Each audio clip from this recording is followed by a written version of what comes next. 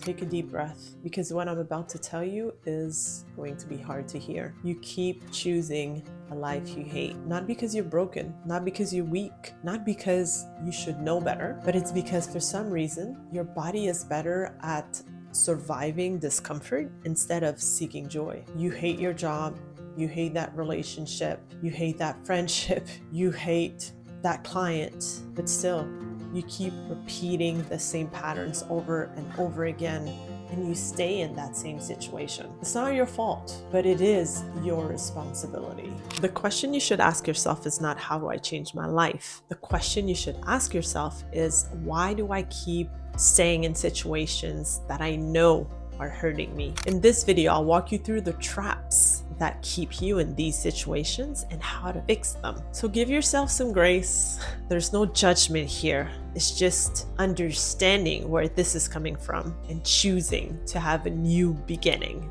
Before we go on into that first trap, hi, I'm Fabienne Raphael, and I am a recovering people pleaser. After my biggest health challenge last year, I decided to create that channel, What Feeds You Defines You, because it forced me to see life with a different lens. And I want to help you become more conscious and intentional about what you allow your mind, body, and soul to consume. That's why I'm here with you today. And I'm a lifetime learner. I'm here in that journey with you. I'm not perfect. I'm not a guru. I'm just experimenting life. I'm just sharing my journey with you. And hopefully it will help you also go forward into becoming a better version of yourself and a better connected human being, not only with others, but most importantly with yourself. More connected with yourself, loving yourself. Just be you. I just want to mention that settling is not a sign of weakness. It's just a sign of protection. Your body has learned to be stuck into something that sounds more familiar than something that's unpredictable, like what would happen if you get out of that situation. I can't tell you how many friendships I was in that didn't fit me or where I wasn't feeling seen. But to me, it was easier to stay in these friendships instead of stepping out of them, because it felt like going after new friendships was kind of like being in a dark room without a flashlight. It was very scary to me. And I know that you probably have experienced this yourself, or maybe you are in it right now. The brain is wired first for survival and then for happiness. So today, let's flip that script. Understand that these traps, they're not personality flaws. They're just learned responses. And you know that your body is doing that to keep you safe. So again, don't judge yourself from this. Just be open and be understanding towards yourself, because today you make the conscious choice to outgrow the old self that you were. And that's amazing. Trap number one is the comfort of familiar pain. It's not that you like misery,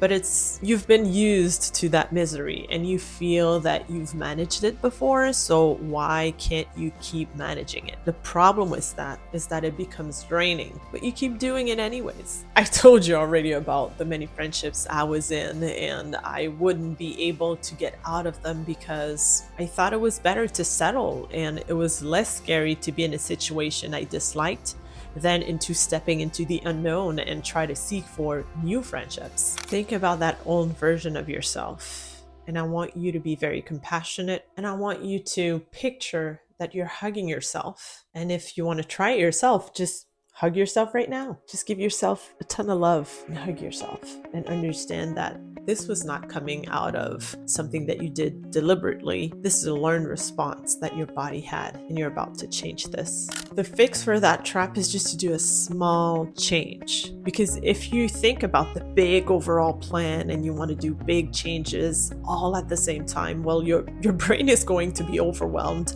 and nothing will happen. So maybe you can challenge yourself just to say no, or to wake up 5 minutes earlier, or to speak your truth when you're at work in a meeting, and see what happens. Those small changes, they're just going to train your brain that something better is ahead, and it won't feel overwhelming as if you wanted to do everything at the same time. I remember in the past, I was in a relationship that was not serving me, where the other person I was with was not seeing me for who I was, who I truly was, and I didn't feel really valued. I stayed longer than I should have, but at a certain point I spoke up and broke it off. Of course, that hurt. Of course, I was sad for a few weeks. But then the big victory there was that I was choosing myself. And for that, it's priceless. Just when you think that you've overcome trap number 1, here comes trap number 2, and it has to do with the fear of success. Not a fear of failure, the fear of success.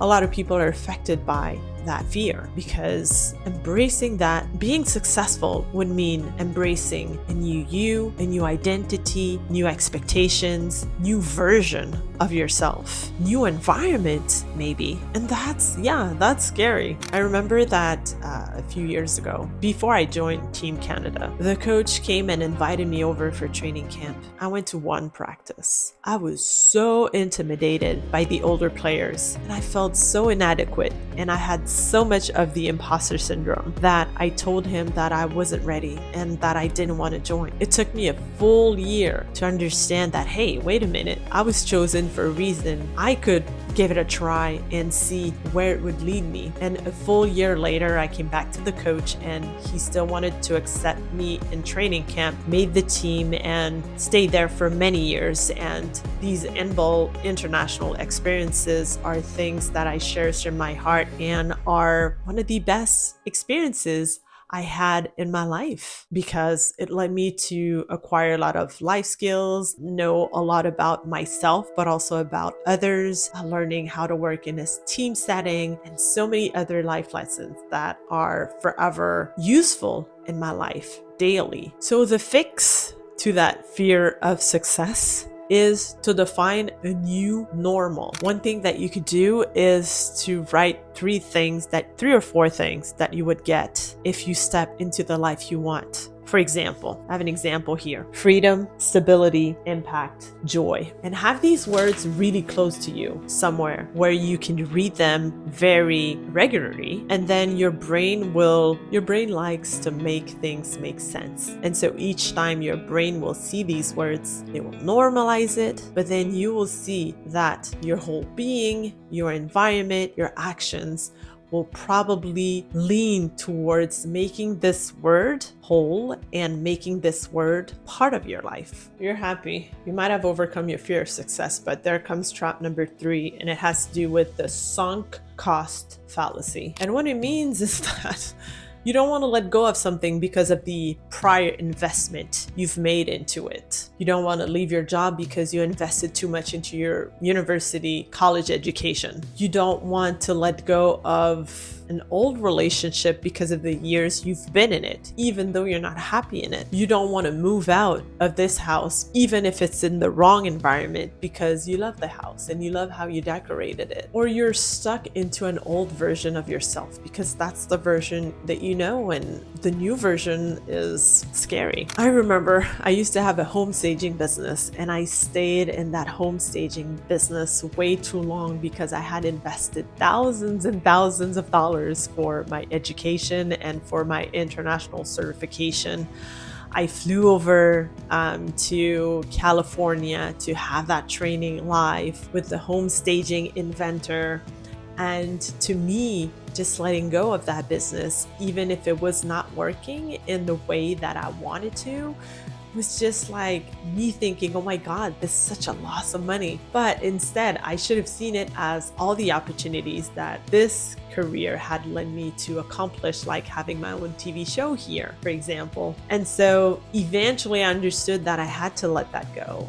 But for the longest time, the website was still running, like so many things were still running without making any sense, because I was holding on to something that wouldn't serve me anymore. And so I'm sure that you have this thing that you're holding on to that you shouldn't, just because you feel like, oh my God, like I invested so much money or so much time or so much energy into it. Why isn't it working? Well, just take Take it as if it's your journey, and that's the path that you were meant to, go through in order to grow. So the big fix is, what's the return over that past investment? So if you keep going 10 years this way, what's going to be the cost of you keeping things exactly the same way? Are you going to be happier? Are you going to make more money? Are you going to be thriving into what you're doing? Are you going to attract the right opportunities? What's the real cost if you stay an extra 10 years like that? Make a list and make your decision. When you keep making that same choice, it's not because you don't have strength. It's because, again, your body has been used to survival and stay in their type of comfort zone, even though that comfort is nothing that makes you feel happy or fulfilled or